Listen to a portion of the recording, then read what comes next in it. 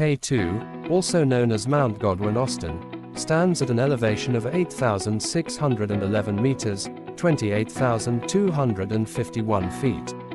It is the highest point in the Karakoram Range and the second highest mountain in the world after Mount Everest. K2 is considered one of the most challenging mountains to climb due to its severe weather conditions, technical difficulties, and high fatality rate. The unpredictable weather on K2 can change rapidly, leading to extreme cold, high winds, and frequent avalanches. The steep and icy slopes, coupled with the technical climbing challenges, make ascents more perilous. Additionally, the remoteness of the location adds logistical complexities, making rescue operations difficult. The combination of these factors contributes to the mountain's reputation for being exceptionally difficult to climb.